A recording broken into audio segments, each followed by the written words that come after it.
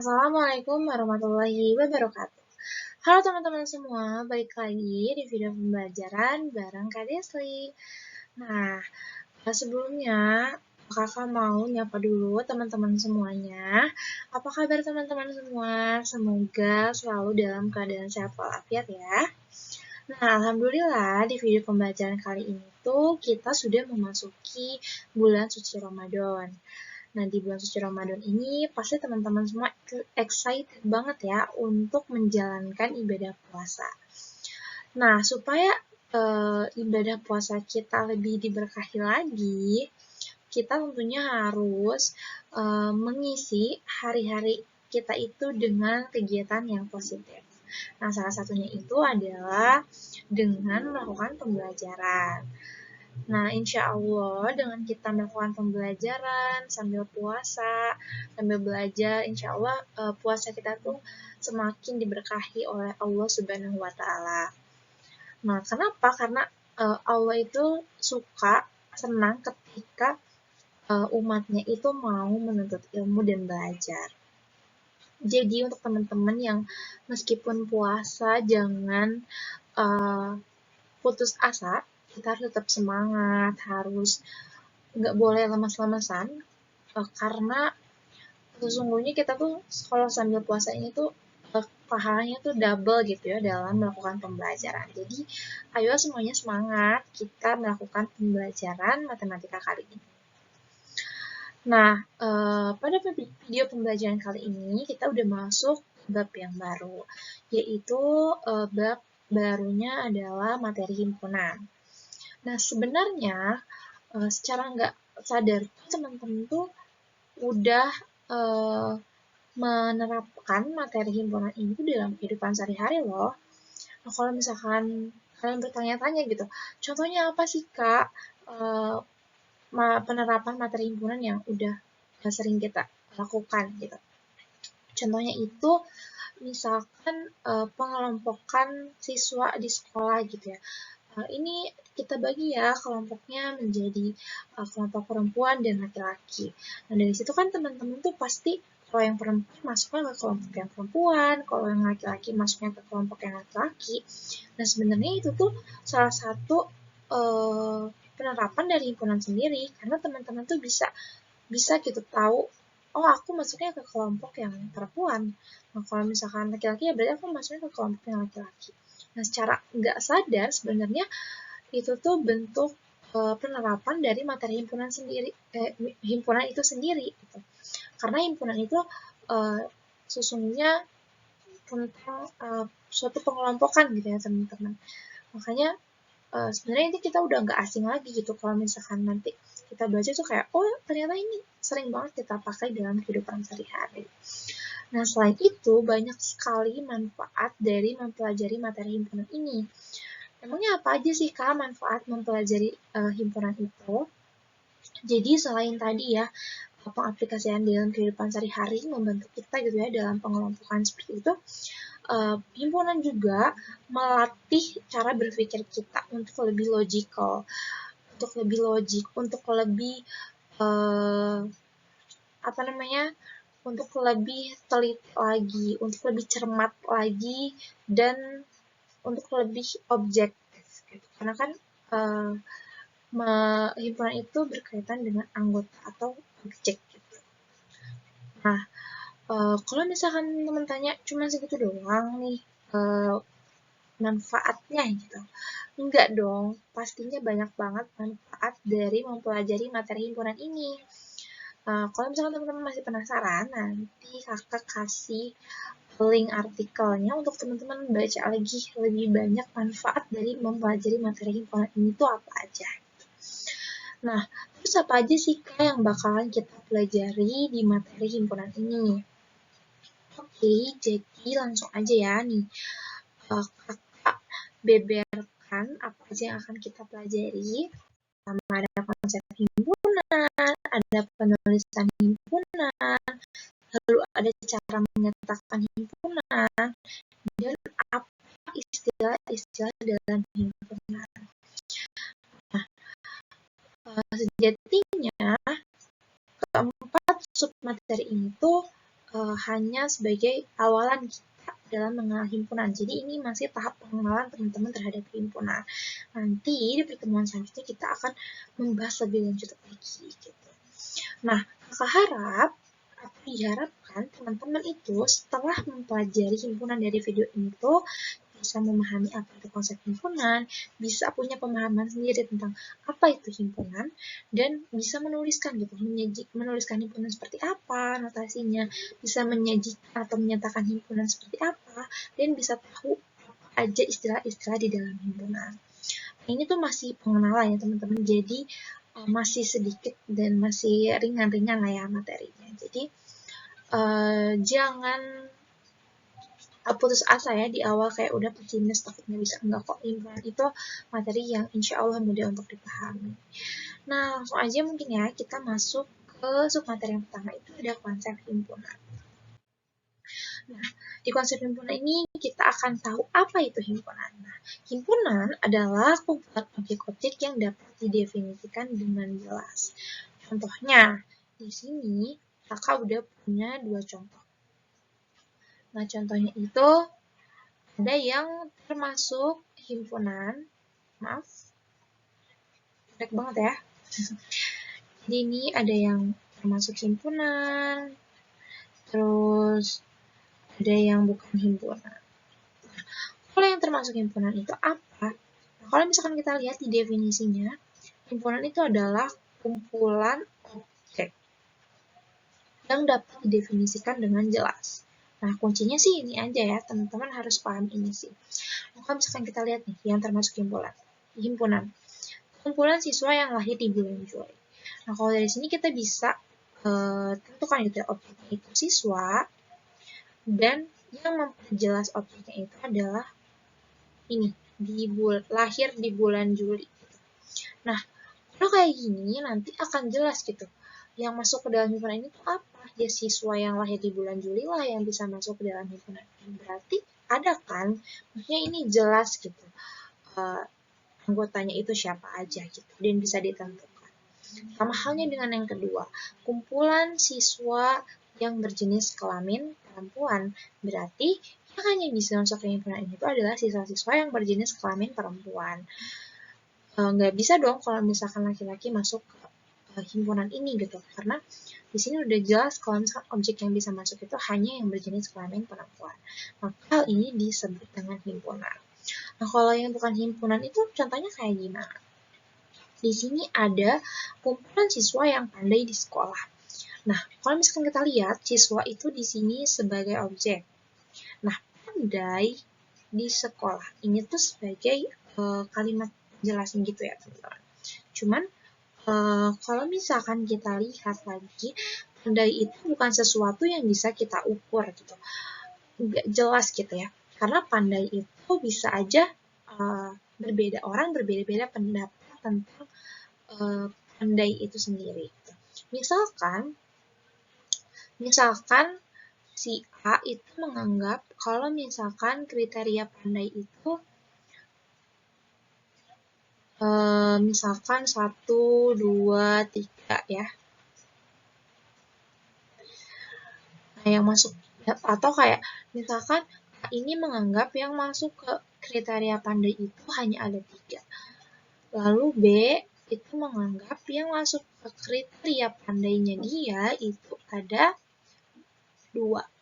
Nah, berarti ini tuh bukan himpunan. Kenapa? Karena kita bisa lihat gitu, setiap orang itu punya cara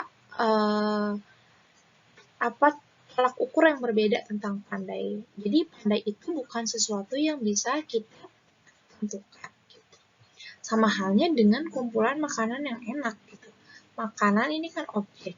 Ini enak itu adalah penjelasnya gitu. Enak sama halnya dengan pandai ini ya. Enak itu bukan sesuatu yang bisa kita ukur. Jadi kumpulan siswa yang pandai di sekolah itu dan kumpulan makanan enak itu bukan termasuk ke dalam himpunan. Nah, jelas ya teman-teman himpunan itu apa? Nah, selanjutnya satu pertanyaan. kumpulan gunung yang tinggi di Indonesia. Apakah ini termasuk dalam himpunan? Jawabannya apa ya kira-kira? Oke, langsung aja mungkin ya, kakak kasih tahu. Kalau misalkan kita lihat, di sini yang menjadi objeknya apa? Gunung kan? Gunung ini objeknya. Yang menjelaskannya itu ini, tinggi di Indonesia. Gunung yang tinggi di Indonesia. Nah, kalau kita lihat, kata tinggi ini tuh rancu atau nggak jelas gitu. Karena tinggi menurut, misalkan ya, menurut A itu, tinggi itu ketika orang itu tingginya 160. Menurut B, orang itu dikatakan tinggi kalau misalkan tingginya itu 170. Lebih besar ya, maaf. Jadi, menurut A, orang yang tinggi itu ketika tingginya lebih dari 160 cm. Sedangkan menurut B, orang tinggi itu ketika tingginya lebih dari 170 cm. Berarti hal ini tuh nggak jelas gitu ya. Tidak jelas.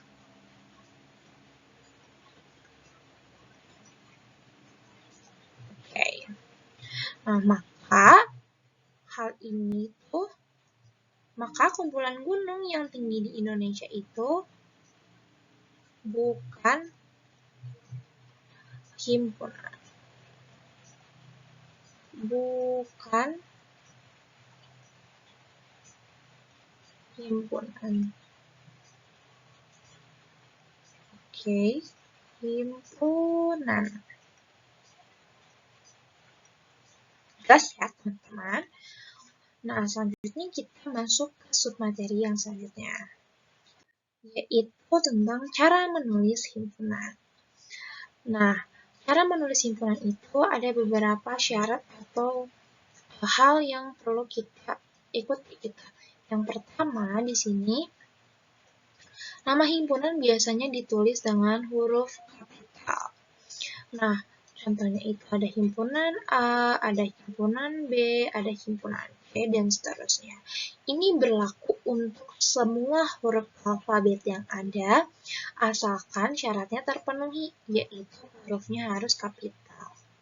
Oke?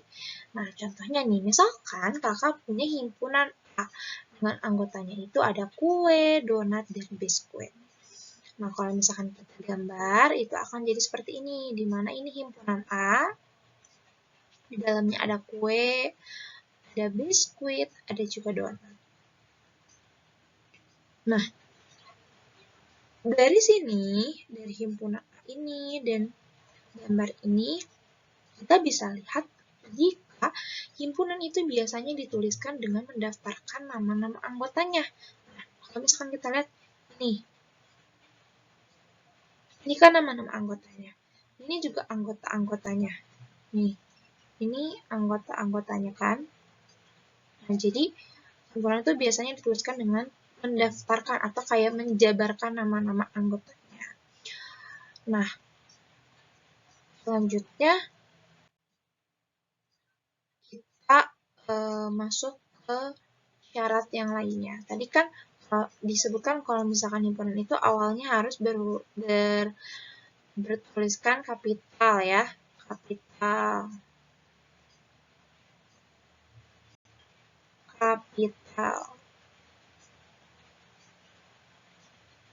Nah, lalu di sini juga ada syarat yang lainnya, yaitu menuliskan himpunan itu harus diawali dengan tanda kurawal dan diakhiri juga dengan tanda kurawal seperti ini.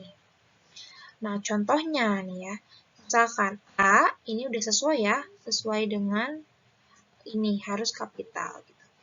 Ini sama dengan kurawal X, di mana X-nya itu atau anggotanya itu adalah makanan manis. Jadi ini anggotanya. Ini ada juga kurawal. Berarti ini betul. Lalu ini yang kedua. Bisa juga ditulis seperti ini. A, himpunan A itu Ini ada kurawalnya. Isi dari kurawalnya itu adalah anggota-anggotanya. Ada kue, ada donat, ada biskuit. Lalu ditutup dengan kurawal lagi. Jadi ini dia notasinya ya. Memakai kurawal. Kurawal. Nah, ini notasi. Ini syarat yang kedua. Lalu juga selanjutnya himpunan itu bisa disajikan, dinyatakan dalam bentuk gambar. Kalau misalkan kalian perhatikan, kalau yang ini itu penyajian notasi, penyajian dalam bentuk penulisan. Penulisan. Nah, kalau ini tuh gambar.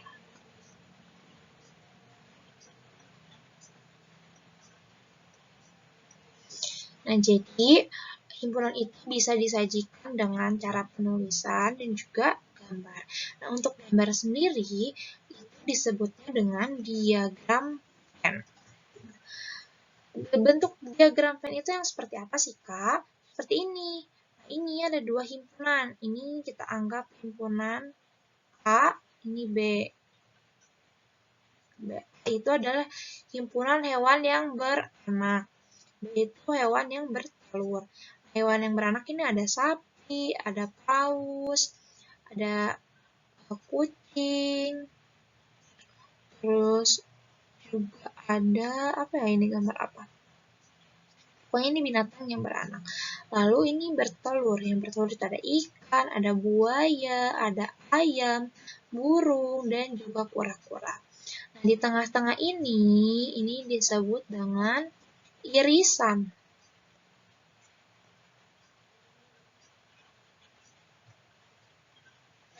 Dimana irisan ini himpunan hewan yang berternak dan bertelur. Ini kita bisa kasih nama himpunan C gitu ya. Nah, irisan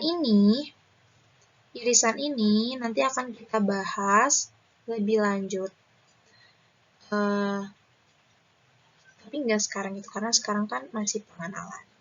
Nah, itu dia yang disebut dengan diagram Venn dan penulisan gambarannya atau cara menyatakannya itu seperti itu. Lanjut, di sini kakak punya satu pertanyaan ya. Gimana kalau misalkan himpunan B adalah kumpulan hewan-hewan yang berkaki dua? Nah, bagaimana nih cara menuliskannya? Oke, misalkan himpunan B adalah kumpulan hewan yang berkaki dua. Kita tuliskan himpunannya B. Ini kita pakai cara yang penulisan dulu ya. Ini kita pakai cara penulisan. Mana ya cara ininya? Ini. Penulisan.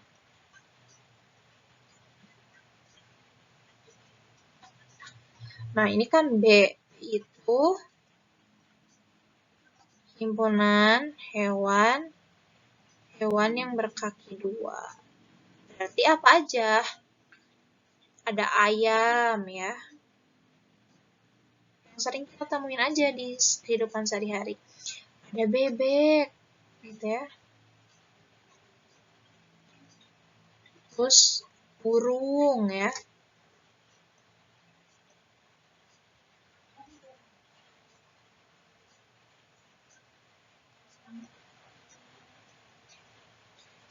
Dan masih banyak lagi. Nah, ingat dalam penulisannya itu harus pakai koma ya teman-teman. Dari anggota ke anggota lainnya. Nah, ini untuk penulisan, notasi penulisan himpunan B, kumpulan hewan-hewan yang berkaki dua. Lalu gimana Kak kalau misalkan dalam bentuk diagram?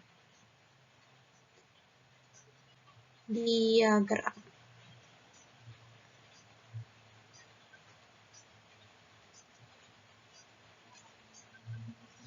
dalam bentuk diagram, berarti ini kita buletin. Jadi ini himpunan B.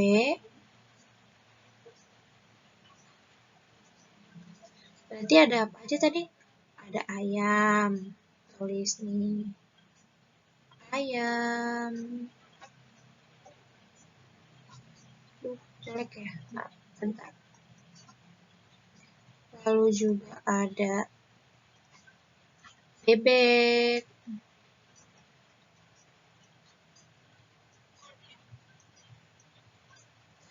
Dan ada burung.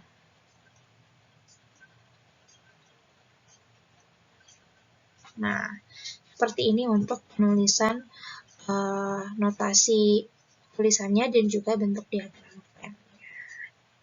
Jelas ya teman-teman, nanti teman-teman harus bisa nih menuliskan penulisannya baik yang seperti ini ataupun bentuk diagram. Gampang kan? Nah, lanjut. Oke, lanjut. Di sini kita akan membahas istilah dalam himpunan. Nah, yang pertama itu ada kardinalitas. Kardinalitas itu adalah ukuran yang menyatakan jumlah anggota suatu himpunan. Contohnya di sini ada himpunan A, isinya itu atau anggotanya itu ada kue, donat, dan biskuit. Nah, kan kardinalitas itu adalah jumlah anggota. Berarti dari himpunan A ini ada berapa nih jumlah anggotanya? Ternyata ada kue kan dihitungnya 1, terus donat 2, lalu biskuit 3. Berarti kardinalitasnya atau jumlah anggotanya ada 3. Nah, penulisannya atau notasinya itu bisa seperti ini. NA sama dengan 3. Nah, kalau misalkan ini bukan A, ini B misalkan ya. Berarti ini jadinya jadinya NB gitu. Sama dengan 3. Lalu ada himpunan semesta. Himpunan semesta adalah himpunan yang memuat seluruh anggotanya. Dilambangkan dengan huruf S. Contohnya, ini himpunannya sama ya. Himpunan A beranggotakan kue, donat, dan biskuit. Maka semesta dari himpunan A-nya itu adalah S sama dengan makanan manis. Jadi, semesta itu adalah sifat keseluruhan dari anggota himpunan tersebut. Misalkan ini kan kue, donat, dan biskuit itu termasuk ke dalam makanan manis. Lalu ada himpunan kosong. Seperti namanya, himpunan kosong. Himpunan kosong adalah himpunan yang tidak memiliki anggota. Dilambangkan dengan kurawal seperti ini atau simbol seperti ini. Bulat terus dicoret. Contohnya, misalkan di sini ada himpunan A. Himpunan A itu adalah anggotanya nama-nama yang hari yang berawalan huruf Z. Nah, hari itu dalam 7 hari itu nggak ada yang awalannya itu huruf Z. Nggak ada yang hari yang awalnya itu huruf Z gitu ya. Sehingga himpunan A ini bisa dinyatakan dengan himpunan kosong. Seperti ini gitu. Lanjut, ada 2 istilah lagi yang belum kita bahas, yaitu ada himpunan berhingga. Nah, himpunan berhingga ini tuh apa sih? Himpunan berhingga adalah himpunan yang jumlah anggotanya itu terbatas. Contohnya, di sini ada himpunan A. Himpunan A adalah himpunan bilangan genap yang kurang dari 8. Sehingga A adalah 2, 4, dan 6. Nah, himpunan bilangan genap yang kurang dari 8 itu ya cuman segini-segini aja. Nggak bisa lebih, nggak bisa kurang. Pasti segini gitu. Jadi ya udah terbatas cuman segitu aja. Nah, makanya di sini pasti anggotanya itu ada 3. Gitu. Karena ini terbatas gitu. Lalu ada himpunan tak berhingga. Himpunan tak berhingga adalah himpunan yang anggotanya tak terhitung atau tak hingga gitu. Nggak bisa kita prediksi gitu. Maksudnya kita nggak bisa terbayangkan, nggak bisa dihitung gitu. Nah, contohnya ini ada himpunan A adalah himpunan bilangan bulat. Nah, kalau kita lihat bilangan bulat dari -1 ke sana tuh masih panjang. Begitupun dari -2 ke sana pun masih panjang, sehingga ini tuh tidak bisa kita hitung ya anggotanya gitu. atau tahingga gitu. Nah, selanjutnya ini ada latihan. Jadi tadi kan untuk yang sub materi sebelumnya udah kakak bahas sama teman-teman. Nah, ya untuk yang ini teman-teman silakan jawab sendiri ya. Di sini ada tentukan kardinalitas atau jumlahnya, ini tentukan himpunan semestanya, lalu himpunan kosong, terus juga ada himpunan tahingga dan berhingga. Jadi nanti teman-teman jangan lupa dikerjain dan upload di link yang udah kakak siapkan di description box. Oke, mungkin segitu aja materi dari kakak. Seperti biasa, kesimpulannya teman-teman bisa langsung komen di bawah sebagai nilai tambahan ya. Jadi teman-teman bikin versi kesimpulan masing-masing dari semua materi yang udah kakak paparkan di video ini gitu. Mungkin sekian dari kakak, mohon maaf apabila ada kesalahan. Wabillahi taufiq wal hidayah. Wassalamualaikum warahmatullahi wabarakatuh. Jangan lupa, oh ya terakhir maaf ya, kita minggu depan masih membahas tentang himpunan. Jadi tadi kan hanya pengenalan, dan di video selanjutnya kita akan membahas lebih lanjut. Mungkin sekian. Wassalamualaikum warahmatullahi wabarakatuh. Terima kasih. Dadah.